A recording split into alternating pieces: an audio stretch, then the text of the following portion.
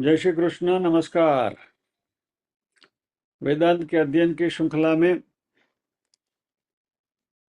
आदि श्री शंकराचार्य जी विरचित विवेक चूड़ामणि के आज के सत्र में सभी साध्यायियों का स्वागत एवं अभिवादन ओमकार के नाद के साथ प्रार्थना करेंगे।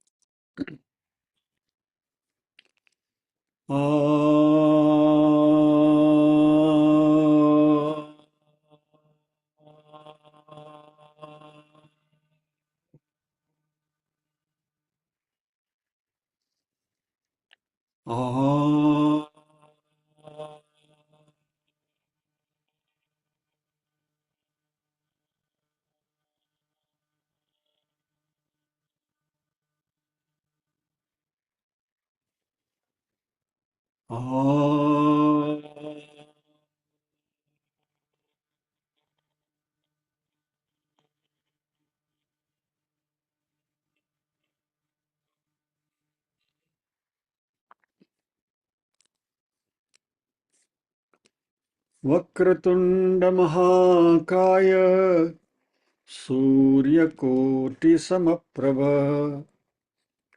निर्विघ्नं कुरु मे देव सर्वकार्येषु सर्वदा। या कुन्देन्दु तुषारहारधवला या शुभ्रवस्त्रावृता या वीणावरदण्डमण्डितकरा या श्वेतपद्मासना या ब्रह्माच्युतशङ्कर प्रभृतिभिर्देवैः सदा वन्दिता सा मां पातु सरस्वती भगवती निःशेषजाड्यापहा।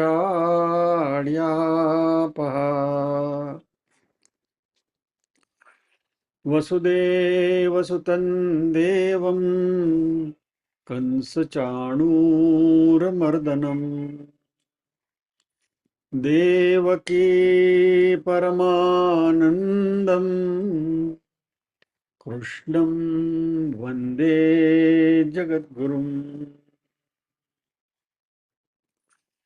सदाशिवसमारम्भाम् शङ्कराचार्यमध्यमाम् अस्मदाचार्यपर्यन्ताम् वन्दे गुरुपरम्पराम्। ॐ सहना भवतु सहनौ भुनक्तु सह वीर्यं करवावहै तेजस्विनावधीतमस्तु मा विद्विषावहै। ॐ शान्ति शान्ति शान्तिः।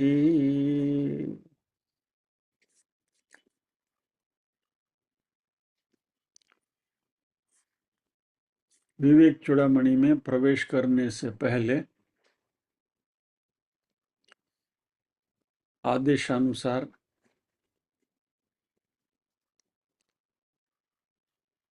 आज वामन द्वादशी है, तो उसके बारे में थोड़ी बात कर लें।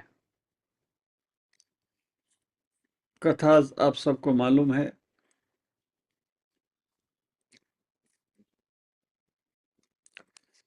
प्रहलाद जी के पौत्र बलि वो इतने बलशाली हो गए थे कि तीनों लोग स्वर्ग पृथ्वी और पाताल के राज्य उन्होंने हासिल कर लिए थे और तीनों लोग के वो शासक थे।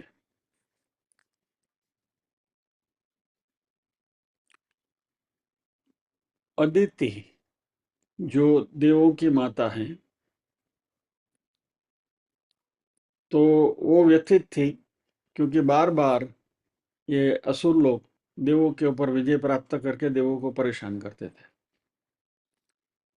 तो अदिति ने पयोव्रत किया, भगवान को प्रसन्न किया, भगवान प्रसन्न हुए, कहा कि आप मुझे वरदान दीजिए कि असुरों की पराजय हो और देवों की हमेशा, यानी कि धर्म की विजय हो, इन शॉर्ट। भगवान ने कहा कि यह समय उचित नहीं है, you have to wait for opportune time, क्योंकि दैत्य भी बहुत बलशाली हैं और इस समय देव उनको पराजित नहीं कर सकते। फिर भी अदिति ने कहा कि प्रभु आप प्रसन्न हुए हैं तो उसका कुछ रास्ता निकाली। तो भगवान ने कहा उसका रास्ता निकलेगा, तुम थोड़ी सब्र करो। और भगवान ने अदिति को वरदान दिया कि मैं तुम्हारे यहाँ अवतरित होऊंगा। और मैं बहुत संक्षिप्त में कथा आपको कह रहा हूँ, भागवत में कथा बहुत लंबी है।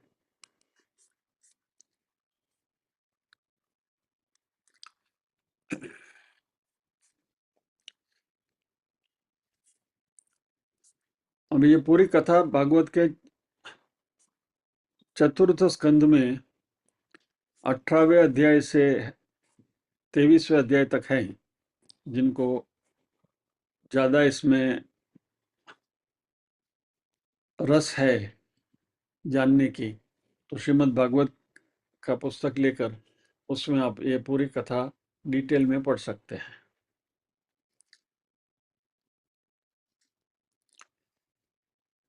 जब भी भगवान का प्राकट्य होता है तब देवता उनकी स्तुति करते हैं। जैसे चौथे अध्याय में हमने देखा था भगवान के प्राकट्य का रहस्य, परित्राणाय साधुनाम विनाशाय च दुष्कृताम धर्म संस्थापनार्थाय संभवामि युगे युगे। सत्पुरुषों के रक्षण के लिए, परित्राणाय साधुनाम विनाशाय च दुष्कृताम, जो दुष्कृत लोग हैं, जो दुष्ट लोग हैं, उनका विनाश करने के लिए और धर्म की संस्थापना करने के लिए मैं प्रकट होता हूँ। संभवामि युगे युगे, इसके बारे में भी हम चर्चा कर चुके हैं। भगवान जब अवतरित होते हैं तो भगवान बायोलॉजिकल प्रोसेस से उनका जन्म नहीं होता। यानी हम राम जन्म, कृष्ण जन्म, वामन जन्म, ये जो जयंतियां मनाते हैं, और जयंतियां उनकी होती है जिनका जन्म होता है, प्रभु का प्रागट्य होता है। और प्रभु जब भी मानव देह लेकर, या तो कोई भी देह लेकर, जो दशावतार है उसमें अलग अलग देह धारण किए हैं भगवान ने, वो सारे देह अपंचीकृत पंचमहाभूत से बने हुए हैं। इसकी चर्चा भी हम कर चुके हैं। यानी वो देह साधारण मनुष्य देह के जैसा उनका देह नहीं होता, वह अलौकिक दिव्य देह होता है। और वह मात्र कोई भी स्वरूप धारण करके लीला करने के लिए आते हैं, धर्म की संस्थापना करने के लिए आते हैं। जैसे बलि के दादा प्रहलाद की रक्षा के लिए भगवान ने स्वयं नृसिंह रूप धारण किया था। नृसिंह अवतार हमें पता है। तभी जब नृसिंह अवतार हुआ, हो तो खंभ में से प्रकट हुए थे, खंभे में से प्रकट हुए थे। तो वहां उनका कोई बायोलॉजिकल बर्थ की कोई संभावना ही नहीं है। ही जस्ट अपीयर्ड, मैनिफेस्टेड। तो परमात्मा मैनिफेस्ट होते हैं। राम भी मैनिफेस्ट हुए थे, कृष्ण भी मैनिफेस्ट हुए थे, वामन भी मैनिफेस्ट हुए हैं, प्रकट हुए हैं।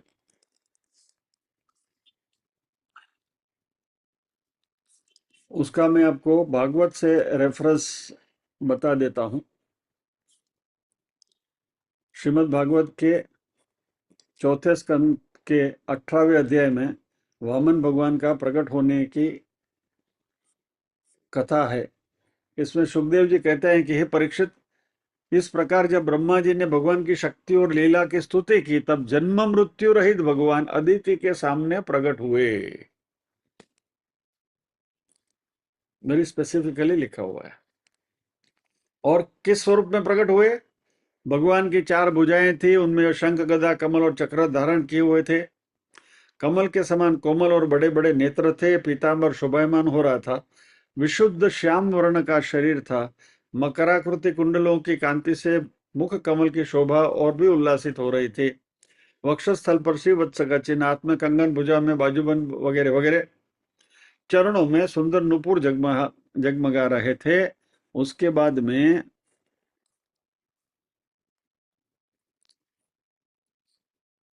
जब भी भगवान प्रकट होते हैं तो पृथ्वी एक अनूठा रूप धारण करती है। सभी दिशाएं निर्मल हो जाती हैं, नदियां स्वच्छ हो जाती हैं वगैरह वगैरह। ये सब भगवान कृष्ण के प्रागट्य के उत्सव का जब भी आप वर्णन पढ़ेंगे तभी भी वहीं भी वैसा ही था। राम जी के प्रागट्य के समय पर भी यही चीजें थी। तो जिस तिथि में भगवान का जन्म हुआ था, जन्म लिखते हैं एक्चुअली, अभी जो जहां जहां जन्म शब्द आएगा उसमें प्रागट्य हमें मान लेना है। तो जिस समय भगवान ने जन्म ग्रहण किया उस समय चंद्रमा श्रवण नक्षत्र पर थे। भाद्रपद मास के शुक्ल पक्ष की श्रवण नक्षत्र वाली द्वादशी थी। अभिजीत मुहूर्त में भगवान का जन्म हुआ था, यानी कि दोपहर को 12 बजे। अभिजीत मुहूर्त यानी मिड नून, सूर्य जब भी एकदम पीक पर होता है, वो नक्षत्र आधे घंटे का होता है, वो अभिजीत नक्षत्र, अभिजीत मुहूर्त होता है। सभी नक्षत्र तारे भगवान के जन्म को मंगल में सूचित कर रहे थे। जिस तिथि में भगवान का जन्म हुआ था विजया द्वादशी कहते हैं। जन्म के समय सूर्य आकाश के मध्य भाग में स्थित थे, वही अभिजीत मुहूर्त। और जब भी भगवान का प्राकट्य होता है तो शंख, ढोल, मृदंग, डफ, नगाड़े वगैरह बजते हैं। तो इस तरीके से वामन भगवान का प्राकट्य हुआ।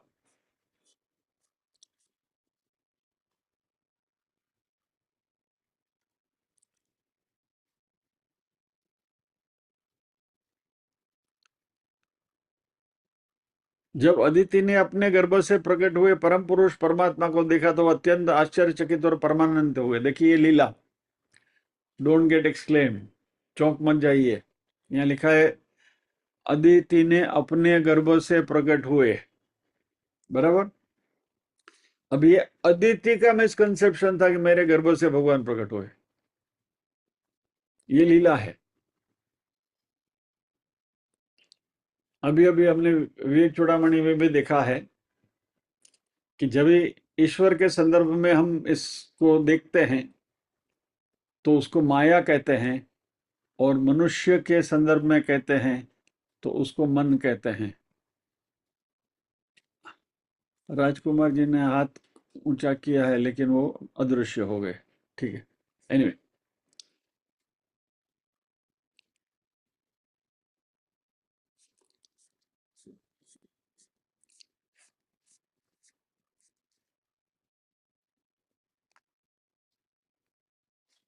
उन्होंने जो परम कांतिमय आभूषण एवं आयुधों से युक्त ये शरीर ग्रहण किया था, उसी शरीर से कश्यप और अदिति के देखते देखते वामन ब्रह्मचारी का रूप धारण कर लिया।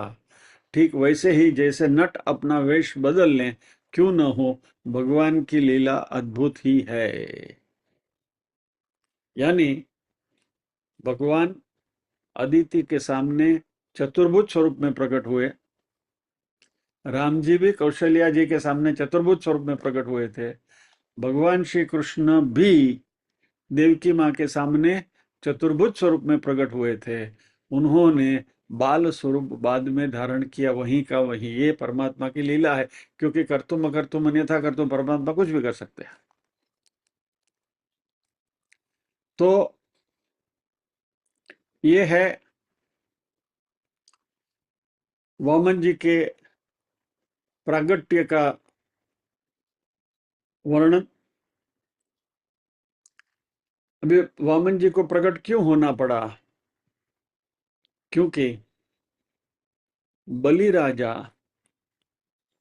तीनों लोक पर शासन करते करते उसका अहंकार इतना बढ़ गया था कि देव त्रस्त हो गए थे। और देव वैसे हमारे शास्त्रों में धर्म का सिंबल माना गया है, देवता। तो जब भी धर्म त्रस्त होता है तो इसलिए भगवान ने कहा ना, परित्राणाय साधूनां विनाशाय च दुष्कृतां धर्म संस्थापनार्थाय संभवामि योगे, के धर्म की संस्थापना करने के लिए, यानी कि धर्म को अपनी सही जगह पर लाने के लिए, टू ब्रिंग द ऑर्डर। तो त्रेता युग में बलि ने तीनों लोक पर विजय प्राप्त कर ली थी, प्रहलाद का पौत्र था। अभी देखिए, बलि कौन थे? प्रहलाद के पौत्र। प्रहलाद यानी भक्ति की टोच। लेकिन शक्ति और यज्ञों के कारण, यज्ञ यानी कर्तृत्व, उन्होंने जो काम किए, अच्छे काम किए, बहुत अच्छे काम किए। बलि राजा का राज्य बहुत अच्छा था, प्रजा सुखी थी, किसी को कोई प्रॉब्लम नहीं था, लेकिन उसका शक्ति प्रदर्शन ऐसा था, वो और अपने यज्ञों के कारण यानी कि सत्कृत्यों के कारण, भक्ति के कुल में जन्म लेने के बावजूद भी, प्रहलाद के पौत्र होने के बावजूद भी अहंकार ग्रस्त हो गए। और इसलिए महर्षि कश्यप और अदिति की तपस्या से प्रसन्न होकर भगवान विष्णु ने ब्राह्मण के बालक के रूप में अवतार धारण किया। और फिर आगे की कहानी आपको मालूम है। बलि राजा की यज्ञशाला में गए वामन का रूप धारण करके, और 3 पग पृथ्वी मांगी।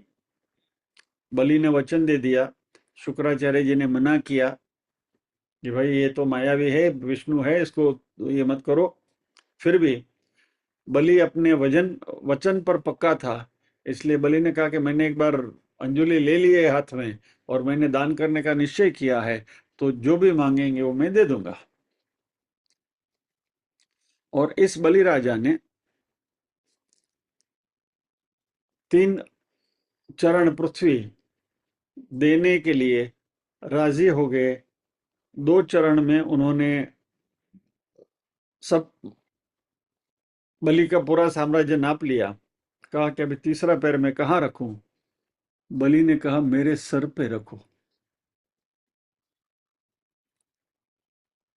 अबे 3 पग, 3 चरण भूमि, इसमें वामन भगवान जो है, वामन अवतार जो है, वह परमात्मा की सत्ता या तो आत्मा की सत्ता का संकेत है। चैतन्य तत्व परमात्मा जो है, वह सारे विश्व में व्याप्त है। It is present everywhere, it is a state of being, जिसको हम बार बार इसकी हम चर्चा कर रहे हैं। अभी मांडव के, अरे सॉरी, विवेक चूड़ामणि में यही चर्चा हो रही है हमारी। तो ये चैतन्य तत्व जो है, ये कॉन्शियसनेस जो है, द स्टेट ऑफ बीइंग जो है, उसका साम्राज्य सभी जगह पर है। और 3 लोक जो यहाँ सिंबॉलिक है, वह स्वर्ग यानी कि मन, पृथ्वी यानी कि शरीर, पाताल यानी कि अहंकार, इस तीनों के ऊपर ज्ञान का आधिपत्य यहाँ बताया गया है। और बलि का आत्मसमर्पण यहाँ जो है, वो विशेष रूप से देखने लायक है। अहंकार का विसर्जन और सत्य के सामने पूरा समर्पण। बलि ने स्वयं को ईश्वर को समर्पित कर दिया। और जब भी बलि ने अपना सर झुकाया कि आपका तीसरा चरण मेरे सर के ऊपर रखो, जब भी बलि का आत्मसमर्पण हुआ, उसका अंधकार, अहंकार का विलय हो गया, तो ब्रह्म ने अपना अनंत स्वरूप जो है वो प्रकट किया। क्योंकि जब आत्मा अहंकार छोड़ती है, तभी ब्रह्म की अनुभूति होती है। यानी कि ब्रह्म की अनुभूति करना है तो अहंकार को छोड़ना पड़ेगा। और यहाँ बलि का मस्तक झुकाकर अपने सर के ऊपर पैर रखने का जो सिंबॉलिक यहाँ ये है, वह इसका द्योतक है कि जिस दिन हम अहंकार छोड़ेंगे, उस दिन ब्रह्म के दर्शन होंगे। और यहाँ शुक्राचार्य का भी यहाँ रोल है। शुक्राचार्य विवेक और द्वंद्व के, मोह के द्वंद्व का प्रतीक है। यानी शुक्राचार्य बलि को मोह की ओर आकर्षित करना चाहते थे, भौतिकता की ओर आकर्षित करना चाहते थे। हे बलि रुक जाओ, तुम्हारा राज्य चला जाएगा। मटेरियलिस्टिक व्यू पॉइंट शुक्राचार्य का था। लेकिन बलि ने अपना मटेरियलिस्टिक व्यू पॉइंट जो था वो छोड़कर धर्म का वर्ण किया, और इसलिए परमात्मा की अनुभूति हुई। उसके आगे की कहानी भी रोचक है। बलि को भगवान ने पाताल में भेज दिया। बलि ने भगवान से प्रार्थना करी कि प्रभु अभी आप मेरी रक्षा करना, मुझे छोड़कर मत जाना। भगवान बलि के पाताल के महल के बाहर पहरेदार बनकर खड़े हो गए। आगे कहानी आप भागवत में पढ़ लेना, मैं संक्षेप में सब कह रहा हूं। लक्ष्मी जी को शी स्टार्टेड वरीइंग के गए कहाँ भगवान, वैकुंठ से। तो शी स्टार्टेड सर्चिंग, और ढूंढते ढूंढते पता चला कि बलि राजा के यहाँ पहरा दे रहे हैं। तो लक्ष्मी जी ने भगवान को बलि राजा के पास से छुड़वाया। वही हमारी बलि प्रतिपदा, बराबर।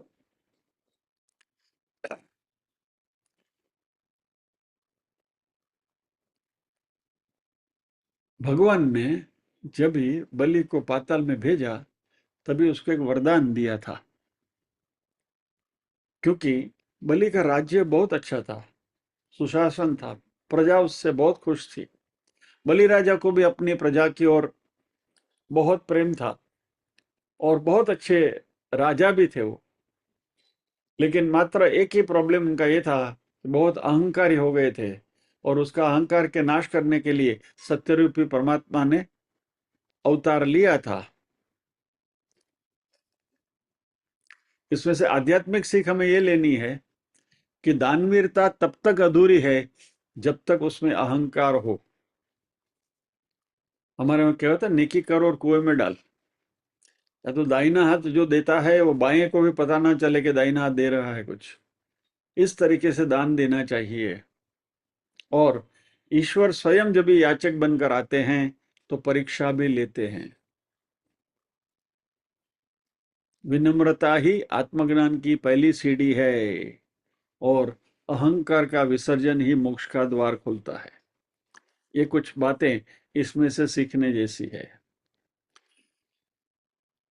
आज के जीवन में यदि उसका, आज के परिप्रेक्ष्य में यदि हमको देखना है तो अहंकार का विसर्जन बहुत जरूरी है, क्योंकि आज की सत्ता, धन, तकनीकी शक्ति के युग में व्यक्ति, संस्थाएं, राज्य अहंकार से ग्रस्त हो जाती हैं। जैसे अभी हमारे ट्रम्प का चल रहा है। वामन अवतार हमें याद दिलाता है कि कोई भी शक्ति ईश्वर या सत्य से बड़ी नहीं होती। विनम्रता में शक्ति वामन का रूप दिखाता है कि विनम्रता ही सच्ची शक्ति है। वचनबद्धता और दानशीलता, बलि ने अपना वचन निभाया, भले ही सब कुछ दे दिया। ये एथिक्स एंड मोरालिटी की बात है। यहाँ आज के समय में नैतिकता, अनुशासन, वचन की महत्ता को ये पुनर्स्थापित करता है प्रिंसिपल। और ईश्वर की लीला का रहस्य है इसमें। वामन का विराट रूप ये दर्शाता है कि ईश्वर किसी भी स्वरूप में प्रकट हो सकते हैं। फिर वे यहाँ वामन के रूप में, बालक के रूप में, ईश्वर को एक विचार के रूप में भी प्रकट हो सकते हैं, या तो किसी साधारण घटना के रूप में भी प्रकट हो सकते हैं। ये हम 10वें अध्याय में देख रहे हैं शनिवार को, बराबर। विभूति योग में भगवान किसी भी रूप में हमारे सामने आ सकते हैं। और आगते स्वागतम कुर्यात, उसके बाद अभी जब वहां आएंगे तभी करेंगे। और धर्म और सत्ता का संतुलन, सत्ता का उपयोग धर्म के अनुसार होना चाहिए। धर्म यानी अनुशासन, डिसिप्लिन। यदि नहीं होगा तो पतन निश्चित है। ये कुछ आज के संदर्भ में हम इसको देख सकते हैं। एनीवे, तो आज की वामन द्वादशी का कुछ इतना महत्व हमने देखा। अभी हम हमारे विषय में आते हैं।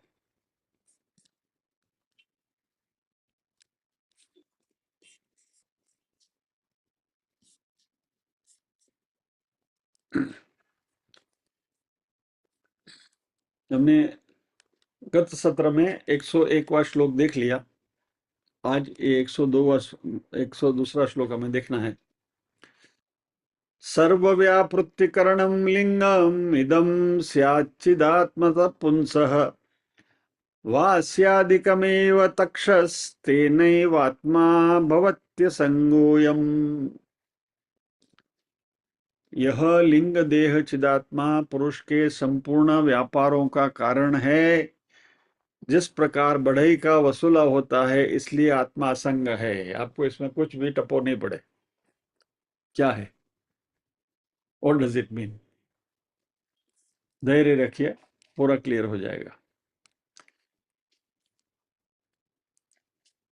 एक एक शब्दों को लेकर चलेंगे। हमने गत सत्र में देखा कि परमात्मा, अरे सॉरी, शंकराचार्य जी ने थोड़ा डाइग्रेशन किया था। अनात्मा की बात चल रही है, अनात्मा की बात करते करते थोड़ा आत्मा को टच करके निकल गए हैं, वापस अनात्मा में आए हैं। तो अभी यहाँ जो हम बात प्रिंसिपली कर रहे हैं वो सूक्ष्म शरीर के। हमारे 3 शरीर है, स्थूल शरीर, सूक्ष्म शरीर, कारण शरीर। स्थूल की बात हो गई, सूक्ष्म की बात हो रही है।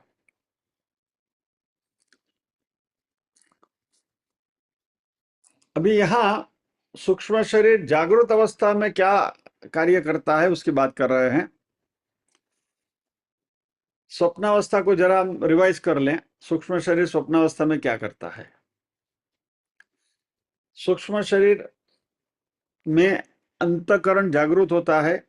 अंतःकरण है मन बुद्धि चित्त अहंकार, लेकिन अहंकार सुषुप्त होता है क्योंकि वो कारण शरीर का द्योतक है। मन और बुद्धि जागृत होते हैं और स्वप्नावस्था में ये कार्यरत करते हैं सूक्ष्म शरीर। और मन या तो सूक्ष्म शरीर स्वप्नावस्था में एक ऑब्जेक्ट की तरह काम करता है, वस्तु की तरह काम करता है। स्वप्न में मन जो है वो मन नहीं होता। We do not see mind as mind in dream. हम स्वप्न में मन को विचारों की भांति देखते हैं। We perceive the mind, experience the mind as thoughts in the dream. और ये विचार भी मात्र विचार नहीं होते, दे आर 3 डायमेंशनल थॉट्स। पूरा पूरा मान लीजिए कि आप सोए हैं, बिस्तर में पड़े हैं और आपको सपना आया कि शेर आपके पीछे पड़ा है, तो आपको शेर की दहाड़ भी सुनाई देती है। बराबर, स्वप्न में सब कुछ होता है ना। और फिर क्या करते हैं? आप दौड़ते हैं, मुट्ठी बांध के दौड़ो दौड़ो, भागो भागो, पसीना भी हो जाता है शरीर के ऊपर। आप ये सब महसूस करते हैं स्वप्न में। आया क्या? विचार। लेकिन स्वप्न में सब कुछ 3D में दिखाई देता है।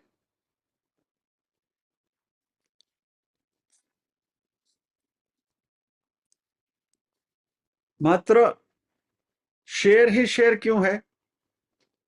हमें पता है, हम बिस्तर पर पड़े हैं, शेर तो आजू बाजू में कहीं है नहीं। मैं न तो जंगल में हूं, न तो मैं जू में हूं, प्राणी संग्रहालय में भी नहीं हूं, घर में लेटा हुआ हूं, अपनी रूम में पड़ा हूं।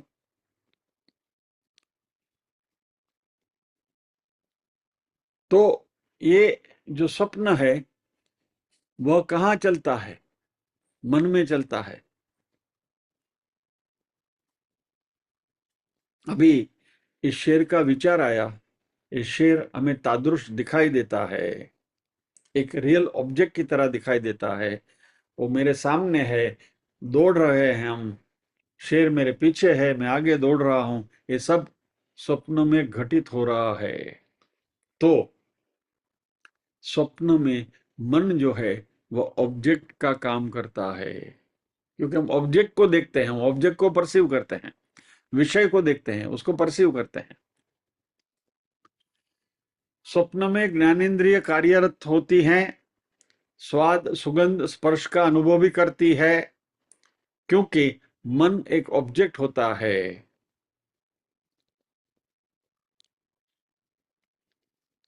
लेकिन यही मन जागृत अवस्था में एक उपकरण का काम करता है। It works as an instrument in the waking state. Sanskrit grammar की भाषा में बात करें, व्याकरण की भाषा में, विभक्ति की भाषा में, तो स्वप्न में मन की विभक्ति दूसरी होती है, जागृत अवस्था में मन की विभक्ति तीसरी होती है।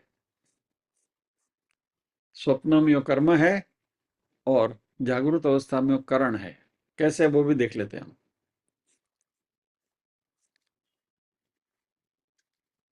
वेदांत बहुत स्पष्टता से ये बात करता है कि मन वस्तु के रूप में या तो उपकरण के रूप में, एज एन ऑब्जेक्ट और एज एन इंस्ट्रूमेंट, दूसरी विभक्ति में काम करे या तीसरी विभक्ति में काम करे, लेकिन मन can not be a subject. मन कर्ता नहीं हो सकता, मन पहली विभक्ति में नहीं आ सकता।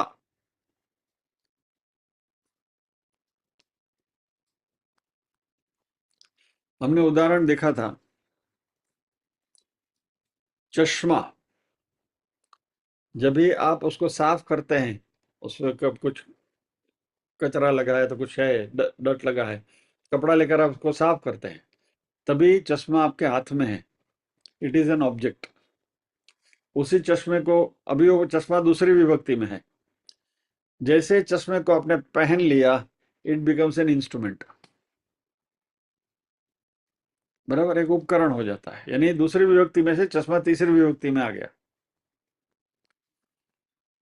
लेकिन यदि मैं चश्मे को पोंछ रहा हूं, या तो चश्मे को मैं पहन रहा हूं, यानी चश्मा को मैं दूसरी विभक्ति में देखूं या तो तीसरी विभक्ति में देखूं, I can not be spectacled.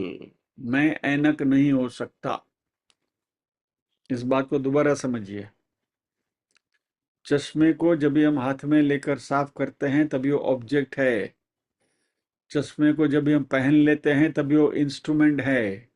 बराबर। लेकिन दोनों स्थिति में चश्मा मैं नहीं हो सकता, कर्ता नहीं हो सकता। Either it is an object और इट इज एन इंस्ट्रूमेंट। इसी तरह मन जो है वह भी या तो ऑब्जेक्ट हो सकता है या तो इंस्ट्रूमेंट हो सकता है। तो अभी अभी हमने देखा कि स्वप्नावस्था में मन जो है वो ऑब्जेक्ट होता है, दूसरी विभक्ति में होता है। जागृत अवस्था में वही मन इंस्ट्रूमेंट होता है, तीसरी विभक्ति में आता है। तो यहां शंकराचार्य जी कहते हैं कि इदम लिंगम कारणम स्यात्।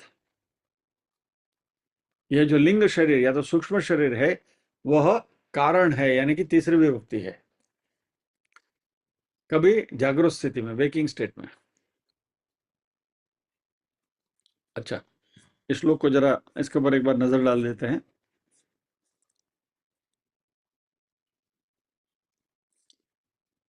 थोड़ा ध्यान से सुनिएगा।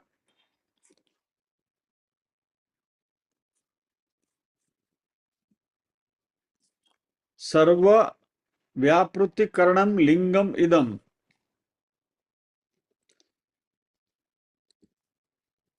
व्यापृतिकरणम, करण यानी तीसरी विभक्ति, इंस्ट्रूमेंट।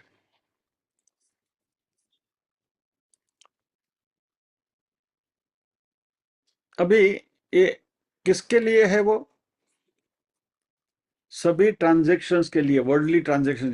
जब भी हमें दुनियादारी के साथ कोई भी व्यवहार करना है, ट्रांजैक्शंस करने हैं, तो यह मन जो है इट बिकम्स एन इंस्ट्रूमेंट, वो एक साधन बनता है। कैसे? यहां शंकराचार्य जी ने उसका उदाहरण दिया है। It is like a tool kit use by A mechanic. यहाँ सुतार की उपमा दी है, सुतार का उदाहरण दिया है।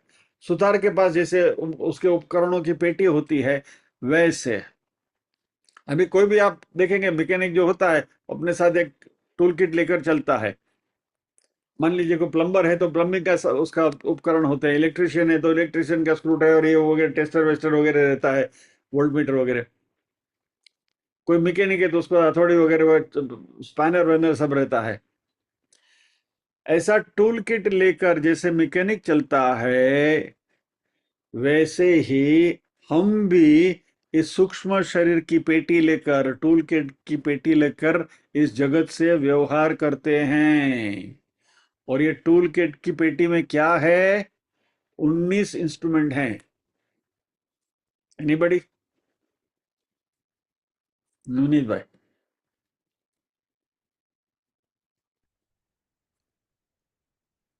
मन, बुद्धि, चित्त, अहंकार, 5 कर्मेंद्रिय, 5 ज्ञानेंद्रिय, 5 प्राण। Very good, thank you, nice, excellent.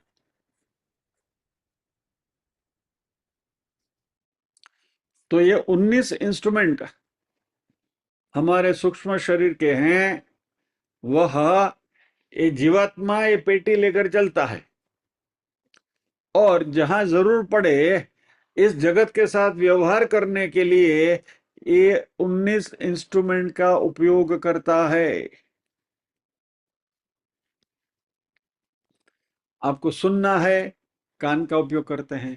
आपको देखना है, आंखों का उपयोग करना है। आपको लिखना है, हाथ का उपयोग करेंगे। जो भी कार्य हम करेंगे इस 19 उपकरणों की मदद से होता है। यानी सर्व व्यापार कारणम, व्याकृति, व्यापार, ट्रांजैक्शन। और ये ट्रांजैक्शन करने के लिए भगवान ने हमें ये उपकरण दिए हुए हैं। अच्छा, यदि ये कमजोर है कहीं तो उसकी ताकत भी हम बढ़ा सकते हैं।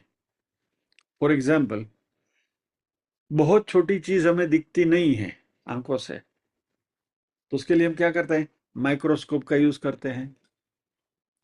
बहुत लंबी की चीज हमें दिखती नहीं है तो हम क्या करते हैं? टेलीस्कोप का उपयोग करते हैं। वैसे पढ़ने के लिए भी हमें ठीक ठीक से पढ़ाई नहीं देता है तो चश्मे का उपयोग कर लेते हैं। सुनाई नहीं देता है तो हम हियरिंग एड का यूज करते हैं। दांत गिर के चबा नहीं सकते तो हम डेंचर लगा लेते हैं। लेकिन ये सब उपकरण, बाहरी उपकरण, तभी काम करेंगे जब ये उनके रिस्पेक्टिव गोलकों की शक्ति, सॉरी ये तो गोलक है, खाली गोलक की शक्ति बढ़ाने के लिए ये सब बाहरी उपकरण का कार्य होता है। ये सभी तब काम करेंगे जब तन्मात्राएं अपनी जगह पर कार्यरत होती हैं। ये तन्मात्राएं सूक्ष्म शरीर का हिस्सा है और गोलक जो है वो स्थूल शरीर का हिस्सा है। उसको जरा याद कर लीजिए। ये जो कान है ये गोलक है, ये सूक्ष्म शरीर का हिस्सा है। ये आंख जो है, सॉरी, स्थूल शरीर का हिस्सा है। ये आंख जो है स्थूल शरीर का हिस्सा है। मृत्यु के बाद आप नेत्रदान कर सकते हैं, बराबर। ये चमड़ी जो है ये भी स्थूल शरीर का हिस्सा है। You can donate skin after death. लेकिन मृत्यु के बाद आप मन का दान नहीं कर सकते कि भाई चलो नवनीत भाई ने मन का दान कर दिया तो मैंने मन का दान किया। नवनीत भाई 100 साल जी है तो किसी ने मन का दान कर दिया, किसी ने बुद्धि का दान कर दिया, ऐसा कभी सुना है? क्योंकि सूक्ष्म शरीर के हिस्सा है वो, उसका दान नहीं होता। तो ये जो स्थूल शरीर का जो हिस्सा है वो सब गोलक है। These are external instruments. इनकी शक्ति हम ये बाहरी चीजों से बढ़ा सकते हैं, लेकिन उसको अंदर जो रिसीव करता है वो रिसीवर, जिसको हम तन्मात्रा कहते हैं, वो सूक्ष्म शरीर का हिस्सा है। और सूक्ष्म शरीर का हिस्सा तन्मात्रा जब कार्यरत होती है तभी ही ये गोलक काम करेंगे। सिंपल एग्जांपल, कोई व्यक्ति जन्म से अंध है तो क्या हुआ? उसके सूक्ष्म शरीर की जो तन्मात्रा है देखने की, दृष्टि की, वो तन्मात्रा काम नहीं करती है, इट इज एब्सेंट। अभी आप उसको कौन सा भी चश्मा पहना, कोई फर्क नहीं पड़ेगा।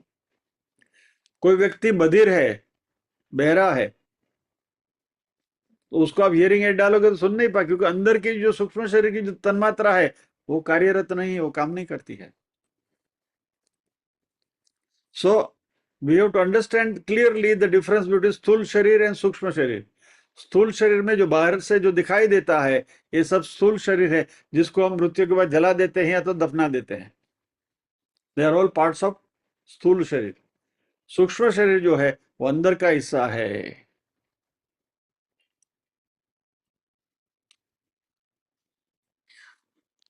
अभी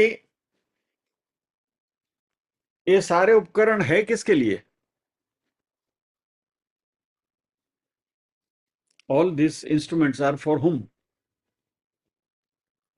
फॉर द सब्जेक्ट। यानी ये जो तीसरी विभक्ति के जो करण है, उपकरण है, वो किसके लिए? प्रथमा विभक्ति के कर्ता के लिए। और चिदात्मनः पुंसः। चिदात्मनः कौन? ये जो सारे अनुभव है, वो अनुभव जिसको अनुभूति होती है, यानी कि मैं सब्जेक्ट ऑफ ऑल एक्सपीरियंसेस। पुंस यानी पुरुष, आत्मा। यहां अहंकार के साथ जुड़ा है, इसलिए उसको हम जीवात्मा कहेंगे, लेकिन दैट इज द सब्जेक्ट। यहां पुंस शब्द का प्रयोग किया हमने पहले भी देख चुके हैं। पुंस यानी मेल नहीं, फिजिकली मेल पुरुष नहीं। पुरुष यानी यहां आत्मा की बात हो रही है, चैतन्य की बात हो रही है, कॉन्शियस बीइंग की बात हो रही है।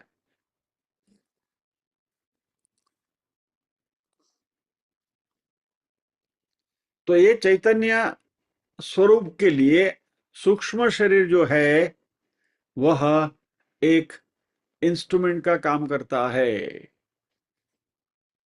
इंस्ट्रूमेंट बॉक्स का काम करता है, कि जिसमें 19 साधन हैं। और इसके लिए यहां शंकराचार्य जी ने उदाहरण दिया है।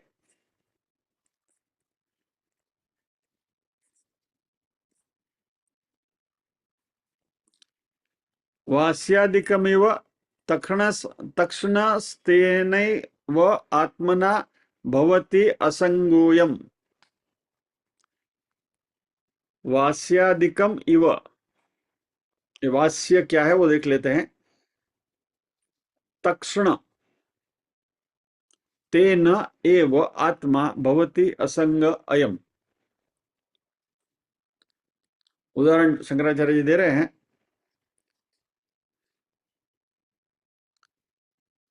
तक्ष, तक्षणः यानी तक्ष का तृतीय विभक्ति।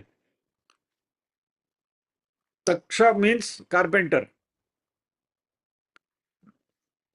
वो कारपेंटर के वास्यादिकम, वास्य वासी ही यानी चीजल,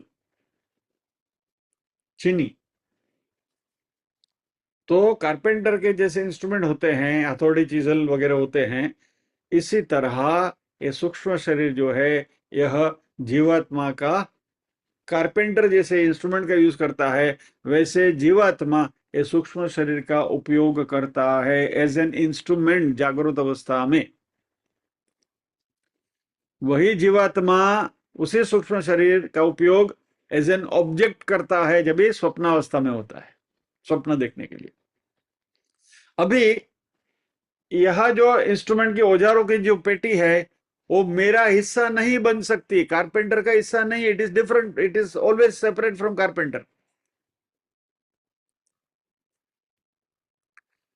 लेकिन हम जीवात्मा गलती से इसको हमारा अविभाज्य अंग ही मान लिया है, और इसलिए हम अपने आप को आइडेंटिफाई कर लेते हैं तीनों शरीर के साथ, स्थूल के साथ, सूक्ष्म के साथ, कारण के साथ भी। कारण की बात कारण में आएंगे तभी करेंगे। स्थूल शरीर, ये मेरा शरीर है, this is my body, I am so handsome, I am so beautiful, मैं कितनी सुंदर हूं, मैं कितना हैंडसम हूं। अरे भैया, तुम्हारा स्थूल शरीर हैंडसम या तो ब्यूटीफुल है, वो तुम नहीं हो। You are much different from them. आप तो एवर एवर शाइनिंग है, एवर ब्यूटीफुल। उसको तो कभी झुर्रियां भी नहीं होती आपको, तो स्थूल शरीर को होती है, उसकी उम्र बढ़ती है, आत्मा की उम्र नहीं बढ़ती। लेकिन गलती से हमने क्या किया, ये शरीर को अपना मान लिया, ये मैं हूं ऐसा मान लेते हैं शरीर को, इसलिए उसका लालन पालन करते हैं, अच्छे कपड़े पहनते हैं, अच्छे श्रृंगार करते हैं, ये सब करते हुए हमें ऐसा लगता है कि मैं सुंदर लगता हूं या तो लगती हूँ। भाई तुम तो सुंदर ही हो। जो लिपापोती हो रही है तो खाली ये ऊपर वाले इंस्ट्रूमेंट के ऊपर होती है, स्थूल शरीर के ऊपर होती है। वैसे ही सूक्ष्म शरीर को भी हमने अपना मान लिया, मैं बुद्धिशाली हूं, I am intelligent, this is my mind, I have a very sharp mind, मेरी याद शक्ति बहुत तेज है। क्या है वो? चित्त, बराबर, मेमोरी। मेरी याद शक्ति सुख तेज है, आई रिमेम्बर माइन्यूटेस्ट थिंग्स। वो आई नहीं है, वो खाली आपका जो स्टोरेज है वो पावरफुल है। वहां से आपकी रिट्रीवल शक्ति अच्छी है, इसलिए आप उसको रिट्रीव कर सकते हैं। But that is part of सूक्ष्म शरीर, मन बुद्धि चित्त अहंकार। अभी ये उदाहरण जरा समझिए। बच्चों को ये रिडल हम पूछा करते हैं। एक ड्राइवर वन वे स्ट्रीट में से उल्टी दिशा में रोज गुजरता है, और ट्रैफिक पुलिस उसके सामने से चला जाता है, फिर भी वो उसको पकड़ता नहीं है, चालान नहीं देता है। एक ड्राइवर वन वे स्ट्रीट में उल्टी दिशा में रोज गुजरता है, ट्रैफिक पुलिस से उसकी मुलाकात होती है, लेकिन ट्रैफिक पुलिस उसको पकड़ता नहीं है। क्यों?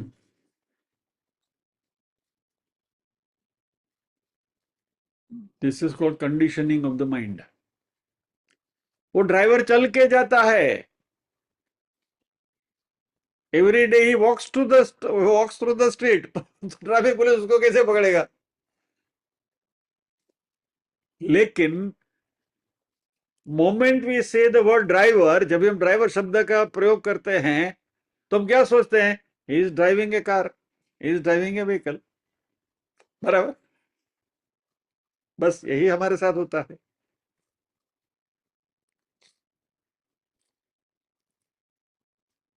तो ड्राइवर हमेशा जैसे स्टीयरिंग व्हील के पीछे बैठा हुआ ही हम सोचते हैं, उसको चलते हुए जाते हम सोच नहीं सकते। अभी ड्राइवर कर क्या रहा है?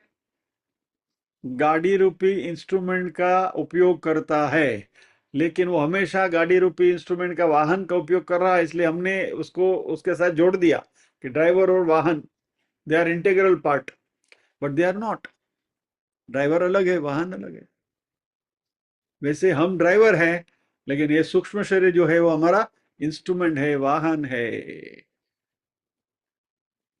तो instrument need not be integral part of your self. Your self यानी जीवात्मा, आत्मा।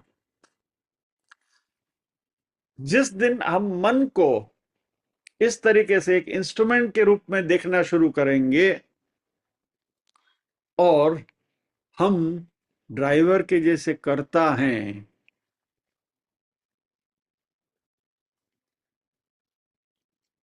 तो ड्राइवर की ड्राइवरहुड, ये शब्द का यदि मैं प्रयोग करूं, तो हमेशा होना जरूरी नहीं है, वो पैदल भी जा सकता है। वैसे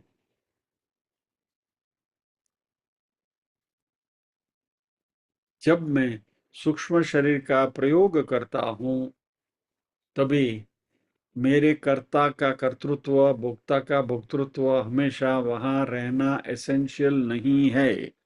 क्योंकि सुषुप्ति में सूक्ष्म शरीर को हम बिल्कुल छोड़ देते हैं, उसका भान नहीं है हमको। जागृत, स्वप्न, सुषुप्ति। सुषुप्ति में तो पढ़े हम ऐसे, like a log of wood, Mandukya Upanishad याद करिए। तो वहां तो कोई कर्तृत्व भोक्तृत्व का सवाल ही नहीं है, क्योंकि आप करता भी नहीं है, भोगता भी नहीं है, पड़े हैं बिस्तर पे। तो कर्तृत्व और भोक्तृत्व हमारा 24/7 नेचर नहीं है, जैसा ड्राइवर की ड्राइवरहुड 24/7 नहीं है। वास्यादिकम इव तक्षणः तेनैव। और इसी कारण सूक्ष्म शरीर मात्र एक साधन है, टेम्पररीली यूज्ड इंस्ट्रूमेंट है, और देयरफॉर अयम असंगः, यानी आत्मा जो है वह असंग है, यानी कि वो सूक्ष्म शरीर के साथ बंधा हुआ नहीं है। आत्मा हमेशा मुक्त है, फ्री है, और वह सूक्ष्म शरीर से अलग है। आत्मा स्थूल शरीर से अलग है, ये भी हम देख चुके हैं। अभी हम ये देख रहे हैं कि आत्म तत्व जो है वो सूक्ष्म शरीर जो है का हिस्सा नहीं है। आत्मा सूक्ष्म शरीर से अलग है, स्थूल शरीर से अलग है। जब भी आगे चलेंगे तभी कारण शरीर की भी बात करेंगे।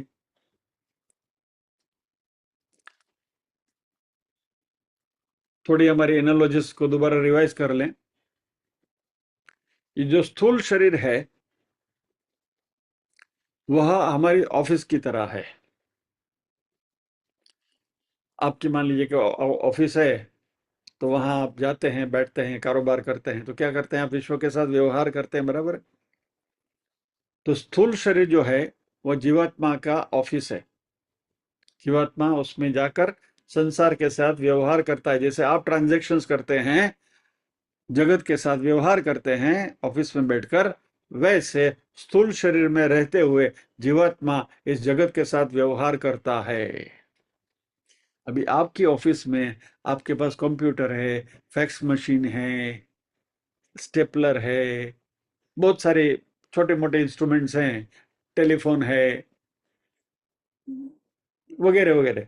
You can imagine in office जो भी चीजें आपके पास है, जिससे आप आपका कारोबार चलाते हैं, तो सारे आपके इंस्ट्रूमेंट हैं।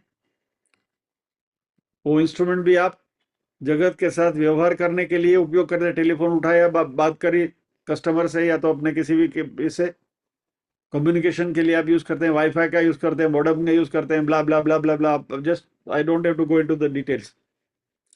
तो जैसे हम ऑफिस के अंदर जो उपकरण है, उन उपकरणों का उपयोग हम संसार के साथ व्यवहार के लिए करते हैं, वैसे ही जीवात्मा ये सूक्ष्म शरीर रूपी उपकरणों का उपयोग स्थूल शरीर रूपी ऑफिस में बैठे हुए संसार के साथ व्यवहार करता है। तो लेकिन ऑफिस ऑफिस है, ऑफिस में रखे हुए उपकरण उपकरण हैं जिनका मैं उपयोग करता हूं, लेकिन वो मैं नहीं हूं। यानी ये स्थूल शरीर भी मैं नहीं हूं, ये सूक्ष्म शरीर भी मैं नहीं हूं। These are provided to us for transaction with the external universe. जगत के साथ व्यवहार करने के लिए हमें दिए गए साधन मात्र हैं। तो the take home point for today, स्थूल शरीर ऑफिस, सूक्ष्म शरीर ऑफिस में रखे हुए उपकरण, अंदर बैठा हुआ मैं जीवात्मा संसार के साथ, इन दोनों का उपयोग करते हुए हम व्यवहार करते हैं। और दूसरी बात, सूक्ष्म शरीर स्वप्नावस्था में ऑब्जेक्ट है, यानी कि दूसरी विभक्ति में है, और वही सूक्ष्म शरीर जागृत अवस्था में उपकरण है, इंस्ट्रूमेंट है, तीसरी विभक्ति में है। लेकिन मैं पहली विभक्ति में हूं, यानी मैं दूसरी विभक्ति में भी नहीं हूं, तीसरी में भी नहीं। बस इस बात को समझते हुए आज के सत्र को हम यहाँ विराम देंगे, प्रार्थना करेंगे।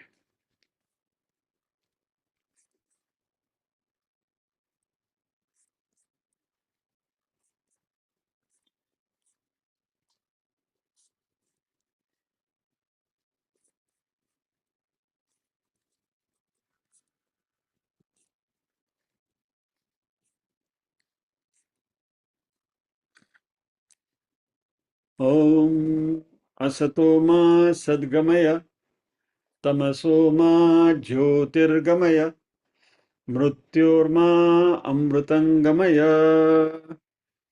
सर्वेषां स्वस्तिर्भवतु, सर्वेषां शान्तिर्भवतु, सर्वेषां मङ्गलं भवतु, सर्वेषां पूर्णं भवतु। लोका समस्ताः सुखिनो भवन्तु, लोका समस्ताः सुखिनो भवन्तु। नाहं कर्ता हरिः कर्ता, हरिः कर्ता हि केवलम्। ओम शांति शांति।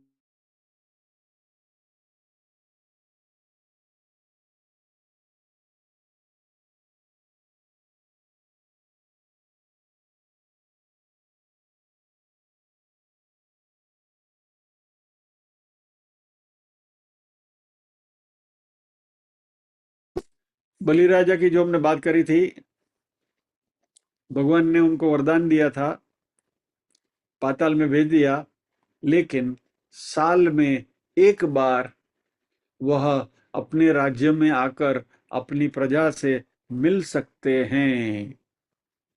और वही दिन केरला में ओणम के नाम से मनाया जाता है, जो कल है, टुमारो 5 सितंबर को ओणम है। तो कल बलिराजा इस पृथ्वी पर अपनी प्रजा से मिलने के लिए आएंगे। महाबली का जो पूरा तामझाम होता है वह।